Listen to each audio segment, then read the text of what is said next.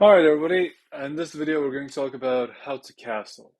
Now castling is a special move that a king can do with the rook. And we can only do one castle per game. And you cannot undo it, right? We're going to talk about that in a second. Okay, I'm actually going to make up a position, so give me a second. Alright,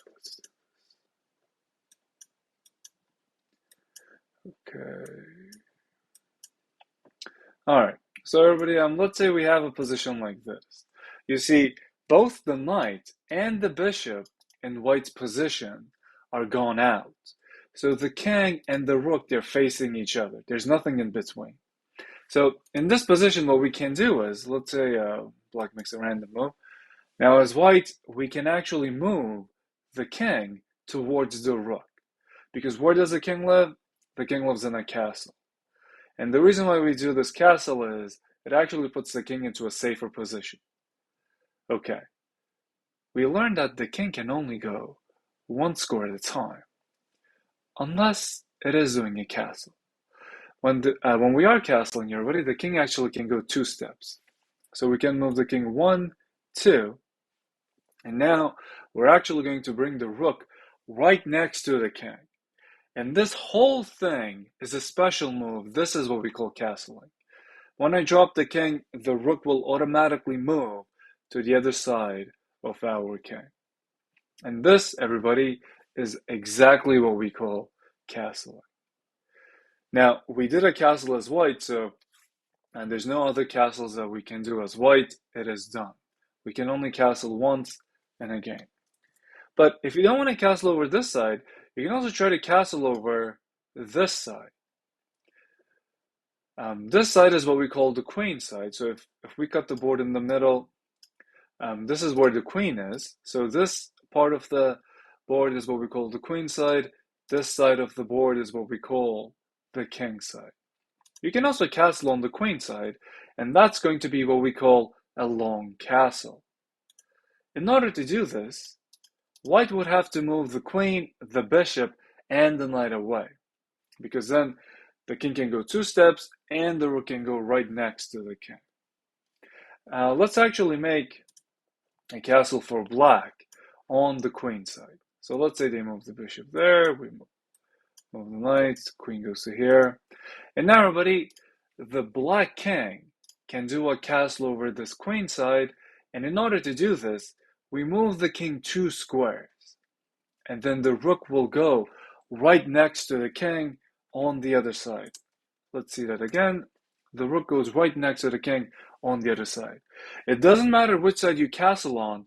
When we are castling, the king goes 2 squares. Normally, it goes 1 square, and 99% of the time, it goes 1 square. And if you do a castle, then the king can go 2 steps. That is what we call castling. But there are some important rules when we are castling. And one of the rules, everybody, is that the king cannot be in check. For example, let's say, okay, let me move this pawn over to here. Let's see if black does this move.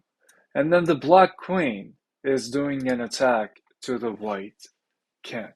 Now, this is what we call a check, everybody. The queen is attacking the king. The king has to get out of this attack. Now, in order to get this attack, you might be thinking, I can do a castle, which is going to be a good idea. But that's actually an illegal move, everybody. If your king is in check, the king cannot do a castle. As you can see, we cannot do a castle right now. It is also true that, let's say the bishop goes to here. It is also true that if your king will be in check, for example, in this position, if the white king tries to go over f1, everybody, the black queen will be doing a check. That's why right now, the white king cannot do a castle. So this is another important thing that we have to know about castling. We have 2 more, everybody, and those other things are moving the rook and the king.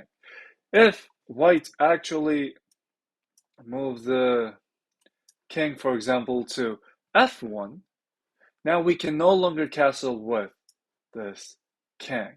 Even if you move it back to the original position, we cannot castle anymore.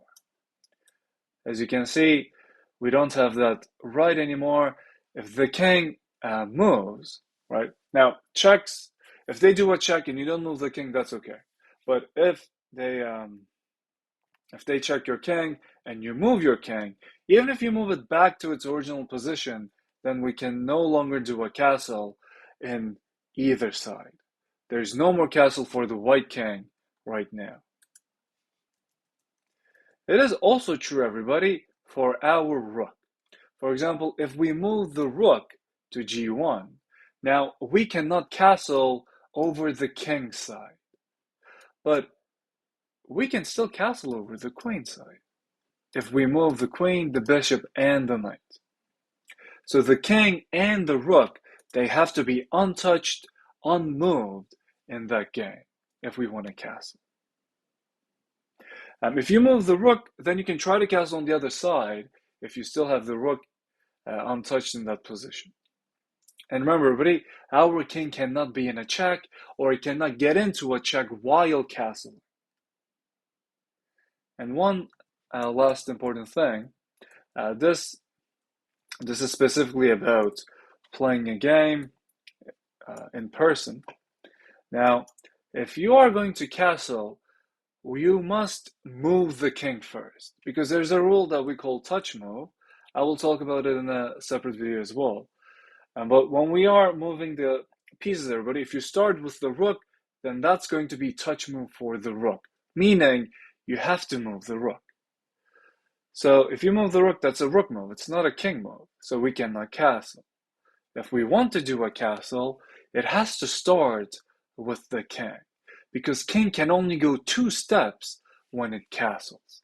So we can move the king 1, 2, and then you just move the rook to the other side with the same hand, just like that. And everybody, this is all you need to know, remember about castling. If you like this video, please like it, and also please subscribe. I'll see you in the next one. Bye.